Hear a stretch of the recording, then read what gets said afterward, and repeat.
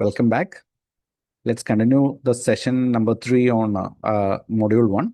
So this time we are having a look at Grok AI, which is an AI tool released by Elon Musk. You may have heard a lot about Grok AI from the internet on various websites and all that, because it made so many interesting like news articles based on some of its controversial findings and so on. But from a researcher point of view, or from the point of view of a doctor, Grok AI has got some specific use cases. So in this particular session, I am introducing you to the various unique strength and limitations of Grok AI and how it will be useful in your like in your clinical practice and helping it your research journey. Okay. Now the looking at the interface of Grok AI, as you can see here, it's almost similar to that of ChatGPT, right? So it has the same chat area, right? And there are the same sidebar. So let me take the Grok page so that I'll introduce to each and every feature in detail. So you can see the main chat window is exactly similar to position, exactly similar to that of ChatGPT, right? And at the chat like on the right side of the chat, the prompt area, you can see an option called expert here. So when you click on this, you will see there is an option called auto, fast, expert, and Grok fast. Keep in mind that I am using the free version of Grok, so you will be able to access all the same features. Now these are the model selection of Grok. Here you can see auto mode, which obviously means that it automatically chooses which model to write based on the quality of work. Now, fast model is almost similar to the instant model of ChatGPT, which will give you the instant answer without much thinking. Expert mode is the thinking mode, so that answer will be like it thinks very deeply on the before giving you the answer, and it will be more detailed. Grok Fast is their upcoming model, which is again similar to the fast model, but uses an advanced model for that. All right. And heavy is for it's actually a very powerful version in which it uses multiple models to give the answer, but it's only available in the paid version of Grok, which is called Super Grok. But for us, expert mode is more than enough, and they don't expect us to pay for the premium versions of Grok for using the expert mode. Every day they allow us to have a fixed number of users under the expert plan, which is more than enough for us. Now, in addition to that, this is the attach option. Now, there's one extra feature of this attach option of Grok, that it allows double the size of ChatGPT attachment. Like in ChatGPT, in the previous session, I mentioned like it's 512 MB. Here it allows double, that is almost 1 GB. And there are some extra features, which is not that relevant for us. We can directly connect our Google Drive. Suppose if you have a large file in your Google Drive, that can be directly attached using this connect to Google Drive option. Now there is a deep search option, which is similar to the deep search option in ChatGPT. I'll be explaining the deep search in a later module in much detail. So that time I will explain to you like what exactly is a deep search. Now on the left side, we have some additional option. So chat is the same chat here. Voice is a voice mode in which you can converse to Grok using voice. Same option can be enabled from here. This is again a voice mode. Now imagine is something interesting. Imagine is an option in which you can attach an image to Grok, and automatically Grok converts it into a video. And presently it's completely free. So here it's option to attach the photo, and instantly it will be visualized. And presently I feel like quality is excellent. And if you want the person or the character in the image to do something specific, that you can mention here, so that it will be imagined that way. Present restriction is there is a number of there's a time limitation on the like how much like long the video should be. So presently it allows up to 8 seconds of video creation, and there is no option to fuse the created videos together. You need to use a third party another tool like Canva or to fuse these videos together, right? So that's presently it's in a beta phase. Now this is a chat area. So let me go back to the chat. So this is a chat area in which you can already see which all chats I had previously. And obviously I can search also. I can click on the search option, and just like ChatGPT search area, I can check for which are my previous chats. right? So this is an overall idea regarding the interface of Grok. Now here, just like ChatGPT, there is incognito mode. On clicking the private mode, incognito is turned off. There's a slight violet color that will be appearing, or slight purple color that will appear on the chat area, which means that this will be in the incognito mode or the private mode, and whatever that you attach will not be used for training the model, as well as whatever you attach will not be saved permanently in the database. So on clicking the private once again, it will be turned back to the normal mode. Now there is a very interesting or very unique feature of Grok that makes it really powerful compared to ChatGPT. That is, I mentioned it towards the end of ChatGPT earlier. Whenever you are asking something to Grok, instead of giving you the answer instantly, it will search internet for reliable websites. Usually, it search in 10 to 25 websites. All these AI tools are supercomputers, so they can search and analyze information and aggregate information from these websites in the fraction of time that the human takes, and then give you the information based on this website. So every time, even for a simple query, it do the same rather than depending on its memory. So the amount of AI hallucination is very low for Grok compared to ChatGPT. And usually I feel like this is almost 100%, but sometimes very rarely there are some hallucinations. So I can say this is 99% accurate. So compared to ChatGPT, this is more safer to search for some content that you want on medical topics, or say you have a workshop, so you want to know something on research, you wanted to write some research article. So if you want accurate references in all these, Grok is more superior to ChatGPT for this because of this particular feature, right? Now we will see what are the various use cases. So I thought of telling you some really cool features. So this is the one of my favorite use case. That is, I know most of you are very busy in your hospital clinical practice. You will be seeing so many interesting cases on a regular basis, but you may not be finding enough time to convert any of these cases into a case report or case series, right? But one thing that you always have access is the discharge summary of the patient. So this may be in the form of handwritten discharge summary, which will be very rare nowadays, or from the hospital software, EMR, you will be able to take a printout of the discharge summary, or sometimes you have the soft copy also, right? So with using Grok, there is a way to convert this discharge summary into an elaborate case report, which is perfect with everything like title, abstract, the traditional structure of a case report would be there, and which contains so many accurate references from PubMed, and this is almost publication ready. So okay, so I'll teach you like how exactly you can use Grok for this particular scenario. All right. So for the sample demonstration, I have one particular discharge summary with me. Now this is a case of infantile pustular psoriasis. Okay. So the discharge summary contains the following headings: the presenting complaints, relevant history, examination on admission, investigations, hospital course and treatment, and what exactly were the medicines given to the patient. All right. And in case you are having such a discharge summary with you of an interesting case based on your specialty, you simply need to take a photo of that discharge summary. If it's a printed version, if it's a soft copy, you can directly use a soft copy. Now there will be a case in which this particular discharge summary is only 1 page long, but usually you will find there will be discharge summaries with multiple pages. So obviously, when you take the photo, you need to take the photos of multiple pages. Say there are 4 pages of the discharge summary, so you need to take 4 pages, right? And when you load to Grok, it is supposed to be sent in a proper order, like in the order page 1 to page 4, right? So to ensure that it is coming in a proper order, there is an easier way. So rather than taking the mobile camera of your phone to take such a multi-page discharge summary, you can install some scanning app from the Play Store or from the App Store. There are so many such free tools available, like this Doc Scanner or the CS Cam Scanner.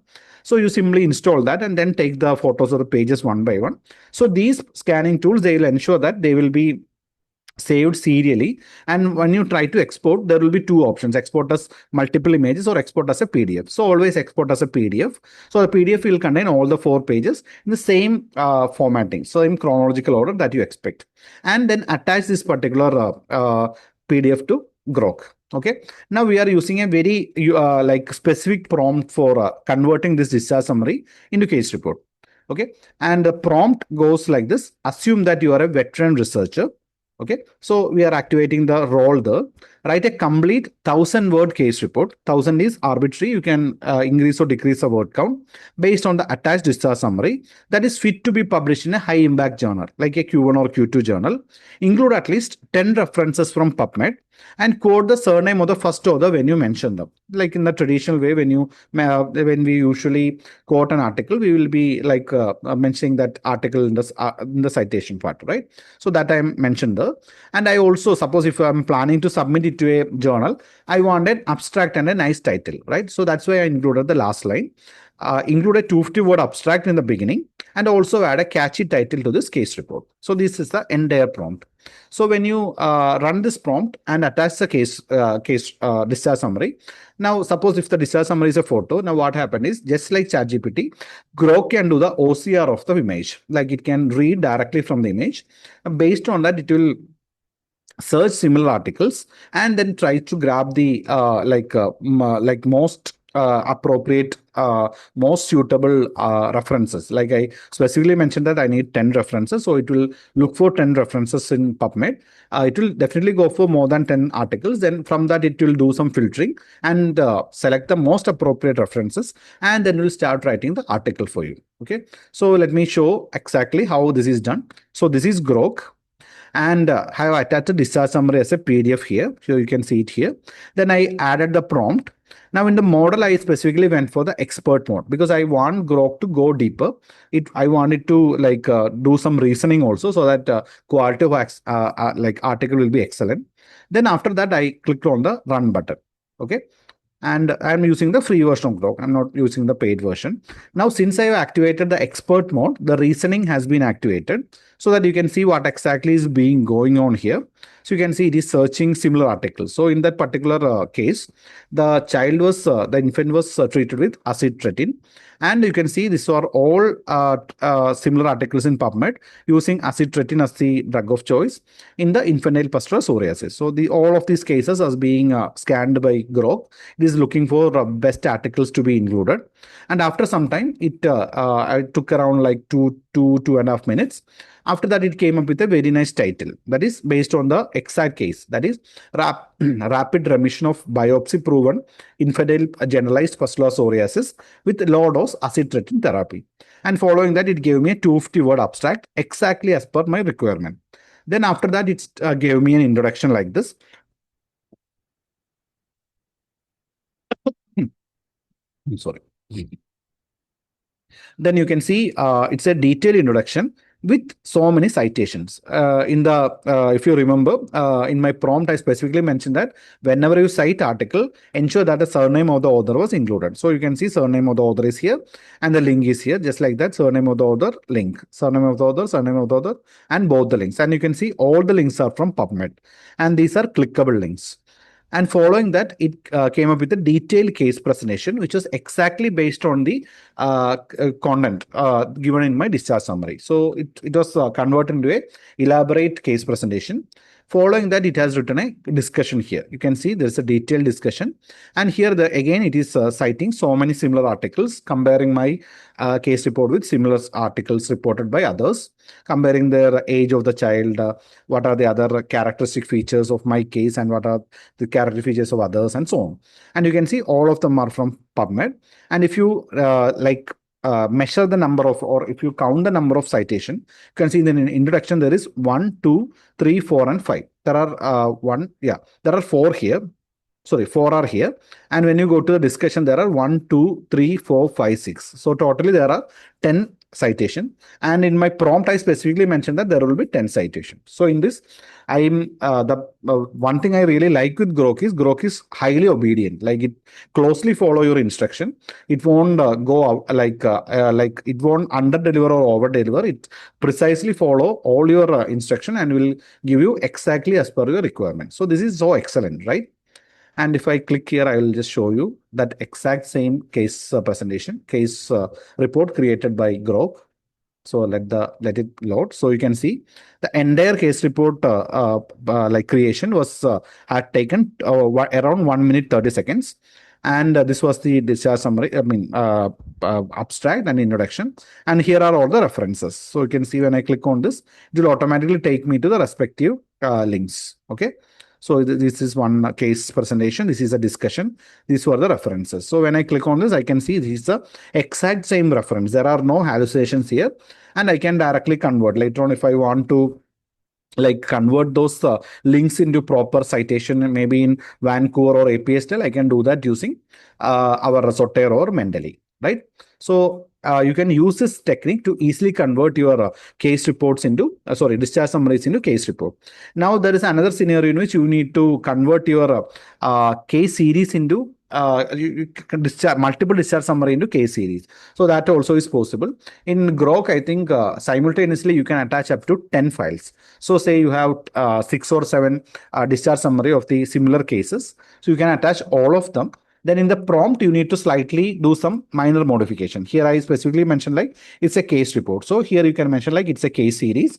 Then like as you need in like a traditional case series, you can mention some extra things like in the case presentation part, include a table which compares the multiple cases and various unique features of each cases. In the discussion, compare my different cases with other similar cases and so on. Like that, you can make some minor modification as per your imagination, and it creates a beautiful case series out of the attached discharge summaries. Okay.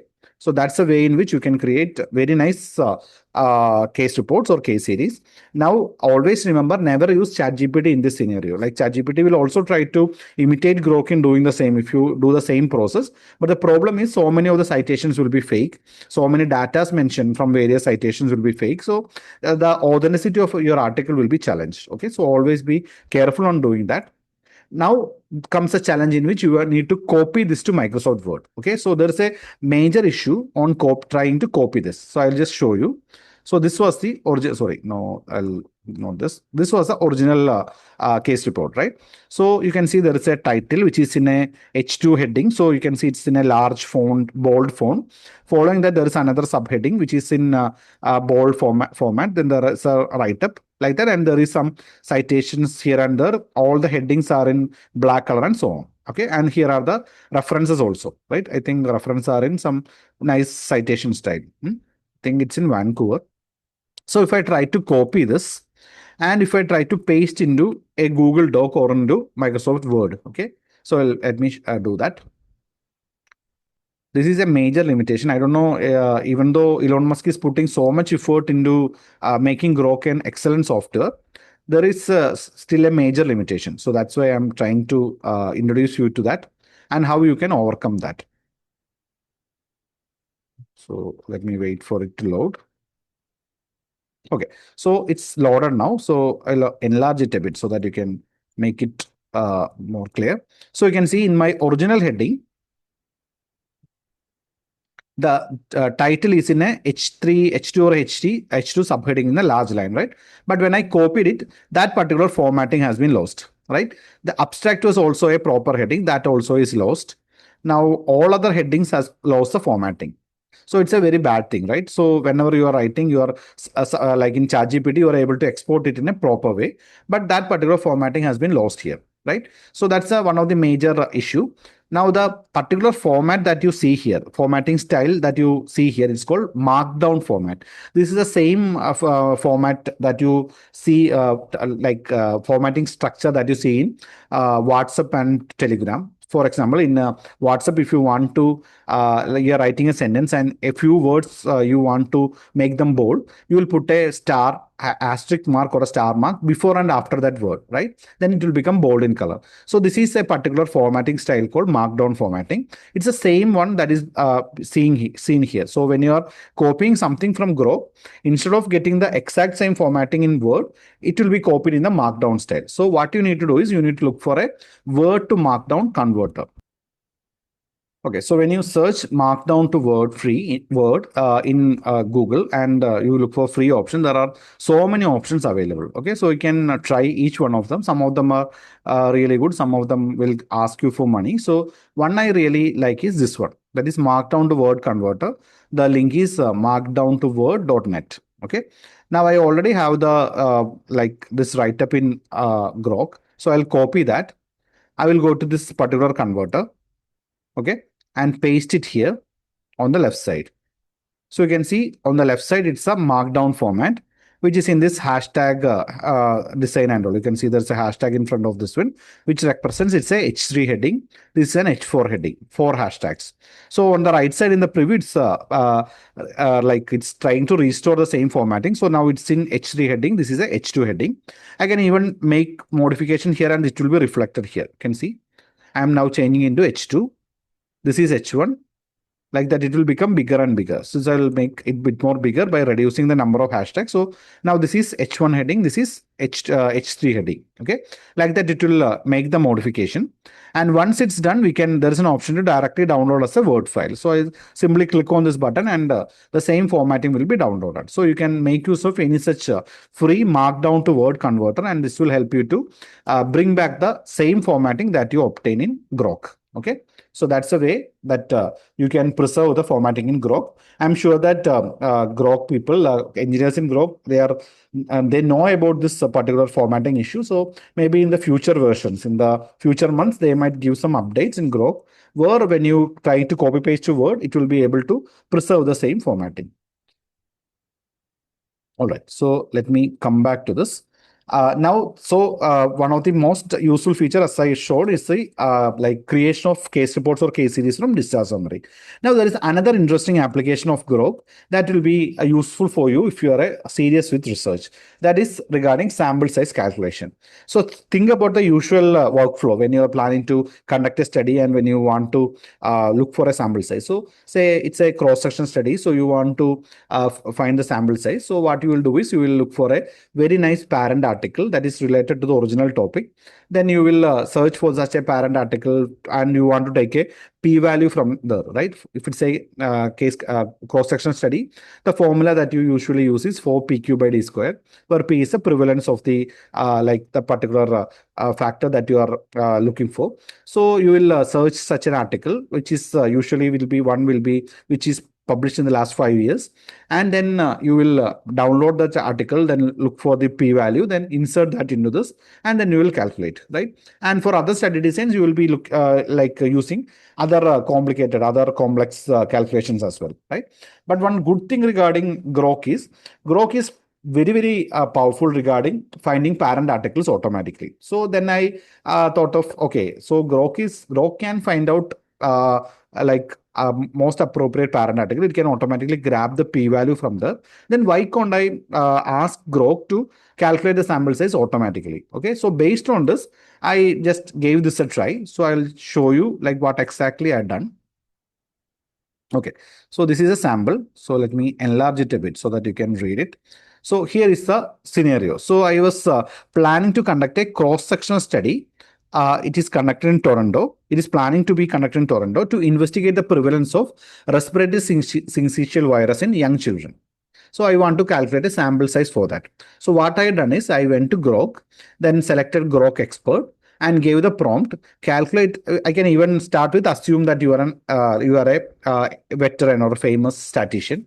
But one mistake I made is I didn't activate the activating the role part. Okay, but when you are trying, you can add that part also. Here I have done is like calculate the required sample size for a cross-sectional study in Toronto. Then I mentioned it's for investigating prevalence of RSV in young children. Then I gave it a step-by-step instruction. So initially I told, first search for and identify the most appropriate recent study. And for the definition of recent, I mentioned it should be published within the last 5 years, reporting the prevalence of RSV among children in Canada. So it can be any study, which is the most appropriate one, which can become the parent article for this upcoming study. Okay, prioritize studies conducted in settings similar to Toronto with robust methodology and adequate sample size. Extract the reported prevalence with its 95% confidence interval and cite the complete reference, because once it calculates the sample size, I need to cite that particular article in the sample size calculation part, right? In my methodology. That's why I told it to specifically give me the link of that particular study so that I can do a cross-checking also. Then I mentioned like using this identified prevalence rate, calculate the required sample size with 95% confidence interval, which are the standard assumptions that we make, right? And 5% margin of error. Show all calculation steps clearly, including the formula used, and explain each step. So that's a prompt I use for calculating the sample size. Then it thought for about 1 minute 32 seconds. And within that, it searched PubMed for the most appropriate article. Then it identified a study. So it's telling me like after searching recent literature and surveillance data, it found a study which was published very recently, that is in 2025. And it's conducted in Canada itself. It's a impact study, it's a large study conducted over 12 pediatric centers in Canada, including Ontario. And this multi-center study had a prevalence rate. So it automatically identified a prevalence rate of 6.8%. And it specifically considers 95% confidence interval. And it took this particular 6.8% as the p-value. Then it gave me the full reference of the study along with the DOA number so that I can cross-check and ensure that the study is accurate. I can even cross-check that the prevalence of RSV in that study is 6.8%. Then it proceeded with the sample size calculation part. So it used the same formula, that is 4pq by d square. Then it explained me what are the various values used in the formula. Then it automatically added the standard values. Then p was taken as the same value. It was 0.068, that is 6.8%. Then it started calculating the variance. Then done the square of z value multiplied square of margin of error divided, and finally it calculated the sample size as 98. This is like really accurate. It is exactly similar to a sample size that is calculated by a statistician. In addition to that, I was not required to hunt for a parent article. Parent article part selection part was automatically done within 1 minute 30 seconds. I got a complete sample size. So I later on I tried it the same with other study designs also, like case control, cohort, and RCT and all. And each time I was amazed, like a sample size calculation was highly accurate, and the parent articles it selected for various assumptions was 100% best choices, which I will manually do. If I do the same manually in PubMed or Google Scholar, it was one of the similar articles that I will do in otherwise. Okay, so that's the main thing. So this practical application of Grok is how you can use Grok for doing sample size calculation. And you should never use ChatGPT for this, because whenever ChatGPT is trying to do the same, the parent article it's selected will not be the correct one. Maybe such a parent article may not be there. And sometimes the p-value it obtains from that parent article may not be, even though if the parent article is correct, but the p-value it obtains will not be the accurate p-value given in that particular site. So never use ChatGPT there. Always use Grok for this particular scenario. All right. So that is application number 2. Then comes application number 3. This is not directly related to our medical practice, but this is something that will help our children. Like for most of us, our children will be like studying in different grades, and they might need to learn various equations and formula calculations, derivations, and all in maths and physics, right? And sometimes they find it really hard to solve certain maths, and sometimes they will ask you for some help. That time you can definitely use Grok for solving such equations. Why Grok is so good in equation is, who is the creator of Grok, right? He's Elon Musk. So he's excellent with maths and physics. So because of that, when he created Grok, he specifically ensured that it is excellent in physics and maths calculation, especially with the derivations and various solving various equations and all. Okay, so here I will show a sample. Here I have one equation with me. Okay, so this is y is equal to minus x square minus 3x minus 4. And the question is solve the quadratic equation based on this function. So if you have such a question, say your child has approached you, like how can you help me on getting the accurate steps on solving this, or can you help me to find the derivations for this particular physics assumption or something like that, you can simply take a photo of the question and attach it to Grok. Okay, so I'll do a live demo. So let's see how it's able to do this. So let me open Grok. I'll open a new chat. Okay, expert mode should be activated. And I already have taken the photo of that particular question. Okay, so let me attach the photo of that max problem. So I'm attaching it here. After attaching, once attaching is done, I will run a simple prompt. So prompt is assume the role of a max professor and solve this equation using the quadratic formula with detailed steps. All right, so now the attachment is completed and I will give the prompt. Now we'll give it a try. So instantly, Grok will do the OCR of that particular question. And you can see how fast it was able to do that. It was instantly able to grab the question from that. Then it thought for only 4 seconds. So it was super fast. And it was able to give me the detailed answer. You can see it is getting so many assumptions. Then it is giving a step-by-step write-up of the solution. So initially recall the quadratic formula, then compute the discriminant, substitute it into a quadratic formula, and verify the solution. And finally, I got the final solution. So it's in a very entire time it took was only 1.9 seconds. So I was able to get it accurately. Now, if I want to send it to the my kid to get a printout or something like that, if I copy and paste into Word, obviously all the formula will lose the formatting. So what I need to do is there is an export button here. So let me see, click here. Okay, no, sorry, export button is here. So there's a 3 dot option here, click here, and there's an option called export to PDF. So click on export to PDF. And instantly one PDF file will be downloaded, which will be exactly contain the same formula and all. And let me show you this thing. Let me share my entire screen so that you will be able to see it alongside me. So you can see the file has been downloaded here. Click on that and the file will be open. So you can see it is the exact same answer that is obtained from Grok, but all the questions and all the Grok logos and everything will be disappeared. So it's in an A4 format with all the various steps and all, and the child can directly take a printout of this. Okay, so it's a very easy way on getting the exact calculations. So this is another interesting application that you can think of using Grok. So maybe you will be able to find more applications also. Let's just have a look at the strength of Grok. Strengths is one is its strong mathematical calculation part. So because of this reason, Grok is more powerful than ChatGPT on doing data analysis also. Okay. And another strength is its ability to search internet in real time, search in PubMed, Google Scholar in real time whenever you're asking something. So whenever you are using it to write certain things, like say you have a workshop coming up on an neonatology topic, so you want to research more on the topic, that time you can go to Grok rather than ChatGPT, activate the deep search option, and then tell it to write a 2000 word write up on this topic. I'm an neonatologist from Canada, I want to conduct a detailed research or a detailed read up, I want to reading on this particular topic, then give me all the accurate information on this based on realistic or up-to-date references like that you can give, and it will take around 3 to 4 minutes, and within that it will give you a detailed write-up which you can use as a reference material for your upcoming talk.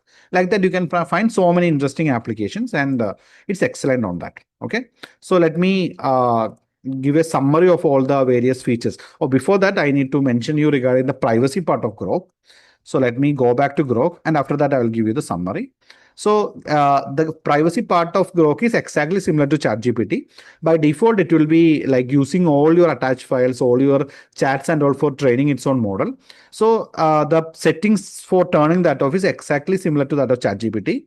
Click on the profile photo that is located on the bottom left corner. You will find the same settings option here. So click on settings. You will be taken to the settings menu. And here you will see the option called data controls. In ChatGPT, there are so many options, but here there are only 5 options, and this is the last option. And here you will see the improve the model option, just like ChatGPT. So by default, it will be turned on. Click on here and it will be turned off. Here you will see an additional option called personalize Grok with your conversation history. What it exactly do is, maybe in one of the chats you have mentioned like, I'm a neonatologist working in Canada. So Grok will whenever you are having a future chat in another context, that time Grok will automatically go through all the chats in the previous history, then automatically recognize like you are a neonatologist. So the answer will be tailor made for you. Okay, so that's a new feature. That's why it's shown as beta here. But when you activate that, your prompt need not be that exhaustive. Like most of the information, it will automatically grab from your memory. Okay, from chat history. If you want to turn this off, you can click here, and that feature will not be used. So that is level 1 privacy. Now level 2 is, I have already mentioned, there is a incognito mode, just like ChatGPT. Click on private and automatically incognito mode will be activated. So whatever file that you attach will be stored only for 30 days in the Grok's central database, and it will be auto deleted, and your chat will not be automatically saved on the left side.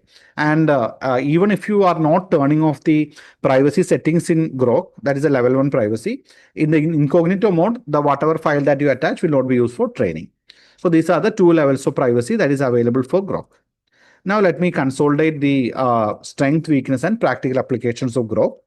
Uh, so the main strength is real-time access to internet for each and every question, which is not there in ChatGPT. So because of that, accuracy is really high.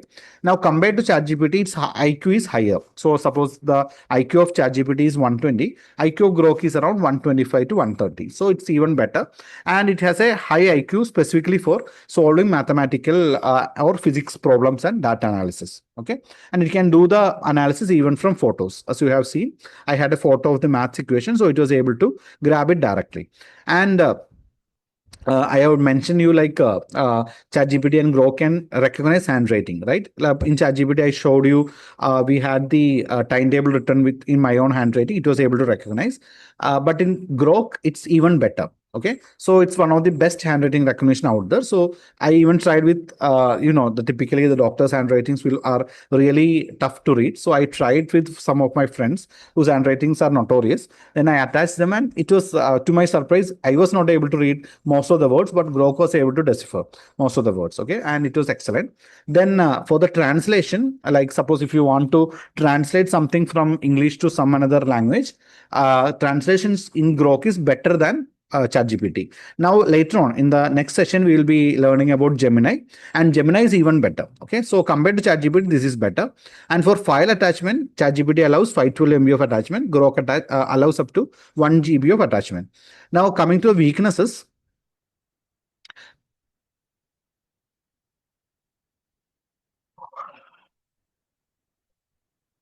as you have already seen with the like when copy pasting to Word, it lost all the formatting, which is a major headache. So you have to use a converter. So that's a major weakness. Secondly, its image creation part is inferior.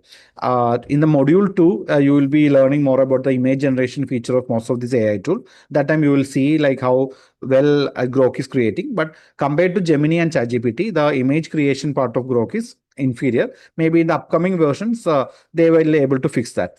And another negative side is it's not at all good right now on visualizing data. Say you have attach your Excel sheet and you are doing the data analysis. This will do all the table creation. It will do correlation and all those advanced analysis, but it won't be able to do the visualization into like correlation heat map or to pie chart and all. Presently it's not able to do that.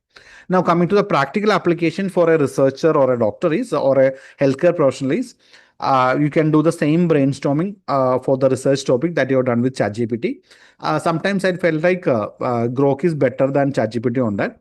This is excellent with sample size calculation. Out of all the 4 tools that we are exploring in module 1, this sample size calculation is the best for Grok. Then this can do fact checking. Suppose if you have some content with you and you want to do some reverse checking whether the certain things written in an article is accurate or not, Grok can do that fact checking part, which is not there for ChatGPT. Then for data analysis, this is superior to ChatGPT on data analysis. Translation part can be done by this. It can solve image-based problems. It can find questionnaire for you. That's another interesting application. Say since since Grok can search PubMed in a very fast way. Say you are planning to conduct a study on a particular topic, and there are some standard questionnaires available.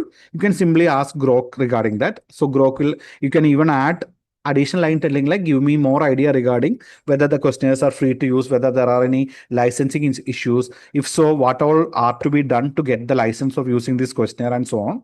So it automatically, and also regarding validation of the questionnaire, it will give you all such information. Okay, and since the accuracy is excellent, you can rely on the information provided by Grok. Then reverse referencing is also possible. Say you have already written a introduction, but you have added only two references. So, but there are certain sentences in your introduction which has some data, has some values, which needs some citation. So that time you can use Grok for doing the reverse referencing. You will tell Grok that there are some lines in which I have mentioned some values, mentioned some prevalences, but I haven't I have the references with me. So do a reverse search of these values in PubMed and give me the most appropriate articles having the same value, which can be inserted the references there. So Grok will do that for you, and you will be able to like get most appropriate references for various write-ups in your introduction, review, and discussion. And finally, when you are conducting a qualitative study, Grok is excellent in doing open-ended analysis. Like usually in ChatGPT and all, you know that it can do quantitative data analysis for the numbers and all the categories and all. But for qualitative data, which includes large chunks of text, both Grok and Gemini are excellent in this. Okay, so these are the major strengths of Grok. Okay, and practical applications of Grok. And I'm sure that when you start exploring Grok further, you will be able to find so many other applications which I have missed. So I'm sure that Grok will be a very nice tool in your arsenal. And I have been using Grok for a so long time now, but there was no need for me to get a paid plan because Grok is so much generous with this free plan. So we can use it for free. Okay. So that's regarding Grok. I'm sure that you learned so many nice things regarding Grok. So we'll see in the next session. Thank you.